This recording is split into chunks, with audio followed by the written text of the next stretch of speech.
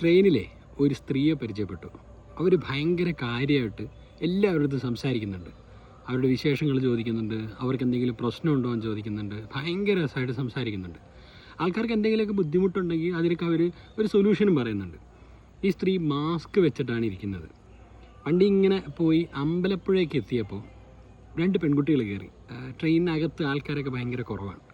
ഈ പെൺകുട്ടികൾ എന്തൊക്കെയോ കഥ പറയുന്നുണ്ട്. ഈ സ്ത്രീ ആ കഥയിൽ പങ്കുചേരുന്നു.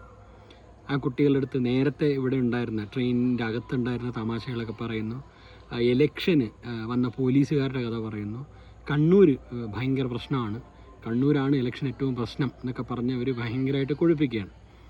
അങ്ങനെ ഈ പെൺകുട്ടികളും ഈ സ്ത്രീയുമായിട്ട് ഭയങ്കര കമ്പനിയായി. എനിക്ക് മനസ്സിലാവാതിരുന്നത് ആലപ്പുഴയിലാണ് പോലീസുകാർ വന്നിട്ടുള്ളത്, അന്യസംസ്ഥാനത്തു നിന്നുള്ള പോലീസുകാരാണ്. ആലപ്പുഴയിൽ പോലീസുകാർ വന്നതിന് കണ്ണൂരുകാരെന്താണ് അക്രമം എന്ന് എനിക്ക് മനസ്സിലായിട്ടില്ല. കുഴപ്പമില്ല, സ്ത്രീ ഒരു കൊഴുപ്പിക്കാൻ വേണ്ടി പറയുമായിരിക്കും. അങ്ങനെ പറയുന്നതിനിടയിൽ ഈ വന്ന 2 പെൺകുട്ടികളിൽ ഒരു പെൺകുട്ടിയുടെ വിരൽ മുറിഞ്ഞിട്ടുണ്ട്. മുറിഞ്ഞ് വലിയൊരു ഒരു കെട്ടുമായിട്ടാണ് ഈ പെൺകുട്ടി ഇരിക്കുന്നത്.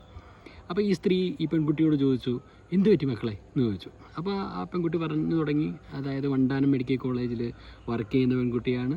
അവർ നമ്മുടെ ഇഞ്ചക്ഷൻ എടുക്കാൻ വേണ്ടി ആംബിൾ കട്ട് ചെയ്തപ്പോൾ ഈ ആംബിൾ കുത്തിക്കേറിയതാണ് എന്നൊക്കെ പറഞ്ഞു. അപ്പോൾ അയ്യോ, അത് നമ്മൾ സ്റ്റിച്ച് ചെയ്യണം, ടി എടുത്തോ എന്നൊക്കെ ചോദിച്ചു. പെട്ടെന്നാണ് പെൺപിള്ളേർക്ക് ഓർമ്മ വന്നത്, അയ്യോ ടി എടുക്കാൻ പറഞ്ഞു, പക്ഷേ അത് ടി എടുത്തില്ല, മറന്നുപോയെന്ന്. അപ്പോൾ തിരുവനന്തപുരത്ത് ഇറങ്ങിയിട്ട് എവിടുന്ന് ടി എടുക്കാം എന്നൊക്കെ ഈ സ്ത്രീ ഭയങ്കര കാര്യമായിട്ട് പറഞ്ഞു കൊടുക്കുന്നുണ്ട്. ടി എടുത്തില്ലെങ്കിലുള്ള ബുദ്ധിമുട്ടുകളെക്കുറിച്ച് പറയുന്നുണ്ട്. അങ്ങനെ മുമ്പോട്ട് പോവുകയാണ്. അപ്പോൾ ഞാൻ മനസ്സിൽ വിചാരിച്ചു, എന്ത് നല്ല സ്ത്രീയാണ്, എന്ത് രസമായിട്ടാണ് ആൾക്കാരുടെ അടുത്ത് സംസാരിക്കുന്നത്. അടുത്ത സ്ത്രീയുടെ ഡയലോഗ് എന്നെ സത്യത്തിൽ ഞെട്ടിച്ചു. അവർ പറഞ്ഞത് അവർക്കിതുപോലെ പണ്ട് വലിയ രീതിയിൽ കൈമറിഞ്ഞു, പക്ഷെ അവർ ടി അടിക്കാനോ അതല്ലെങ്കിൽ സ്റ്റിച്ചിടാനോ ഒന്നും പോയില്ല. അവർ പച്ചമഞ്ഞൾ നല്ല രീതിയിൽ അരച്ചു വെച്ചു, ഈ മുറിവിലേക്ക് അരച്ചു വെച്ചു. എന്നിട്ട് അവർ കിടക്കുന്നതിന് മുമ്പായിട്ട് അവർ ജപം നടത്തി. അതായത് അവർ ഒരു പള്ളി വിശ്വാസിയാണ്. അവിടുത്തെ ഒരു മാതാവ് ഭയങ്കരമായിട്ട് വിശ്വസിക്കുന്നുണ്ട്.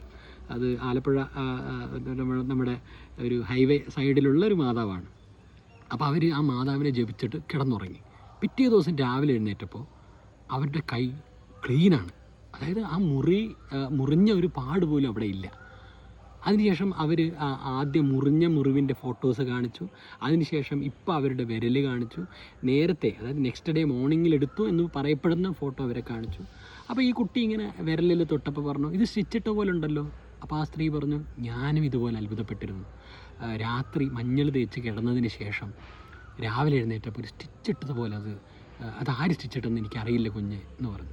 അതിനുശേഷം അവർക്ക് പണ്ടുണ്ടായിരുന്ന ഒരു രോഗം, ഭയങ്കരമായ ഒരു മാരക രോഗം, അവരുടെ ശരീരമൊക്കെ ഭയങ്കര വീർത്തു പോയ ഒരു രോഗത്തിനെ കുറിച്ച് സംസാരിച്ചു. പണ്ട് അവരുടെ ഒരു ഫോട്ടോഗ്രാഫി ഇവരെ കാണിച്ചു. അതിനുശേഷം രോഗാവസ്ഥയിലുള്ള അവരുടെ ഫോട്ടോ കാണിക്കുന്നു. അങ്ങനെ മൊത്തം ഡോക്യുമെൻറ്റേഷൻ വെച്ചിട്ടാണ് ഈ സ്ത്രീ സംസാരിക്കുന്നത്. എല്ലാം കഴിഞ്ഞപ്പോൾ അവർ പറഞ്ഞു, ഈ രോഗം ഇവരുടെ ഈ മാരകമായിട്ടുള്ള രോഗം മാറിയത് രാവിലെ 3 മണിക്ക് അവർ എഴുന്നേൽക്കും. 3 മണി മുതൽ 5:30 വരെ അവർ ഈ മാതാവിനെ ഓർത്ത് ജപിക്കും. അങ്ങനെ ജപിച്ചിട്ട് ഈ അസുഖം മാറി. ഒരു പോയിൻ്റ് പോലും മെഡിസിൻ എടുക്കാതെയാണ് ഈ വലിയ രോഗം മാറിയത് എന്ന് ഈ ലേഡി പറഞ്ഞു. ഞാൻ ഈ 2 പെൺകുട്ടികളെ നോക്കിയപ്പോൾ ഒരു പെൺകുട്ടി മാത്രം ഇങ്ങനെ ചിരിക്കുന്നുണ്ട്, മറ്റേ പെൺകുട്ടി ഈ ഒരു ഭയങ്കരമായിട്ട് ഈ കഥയിൽ മുഴുകിയിരിക്കുന്നുണ്ട്.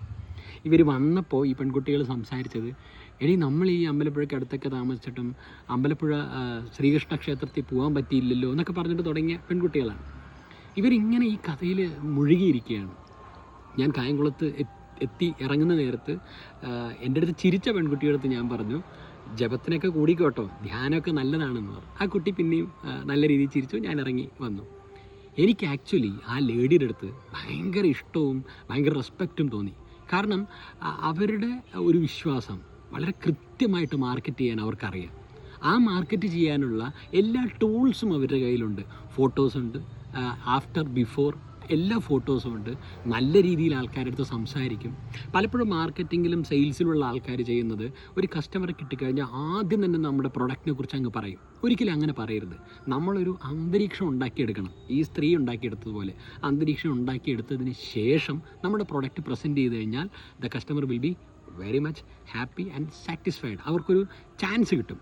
ലൈക്ക് നമ്മളുമായിട്ട് ഒന്ന് മിങ്കിൾ ചെയ്യാനും നമ്മുടെ പ്രൊഡക്റ്റ് ഒന്ന് ടെസ്റ്റ് ചെയ്താലോ എന്നുള്ളൊരു ചിന്ത വരുന്ന ഒരു ചാൻസ് അവർക്ക് കിട്ടും. ആ ചാൻസ് അവർക്ക് കൊടുക്കണം.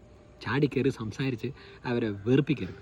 എന്തായാലും ആ സ്ത്രീ സംസാരിച്ച് എനിക്ക് ഉറപ്പാണ് ആ പെൺകുട്ടി മിക്കവാറും അന്ന് ജപിച്ചിട്ട് മാത്രമേ കിടന്നുറങ്ങുള്ളൂ.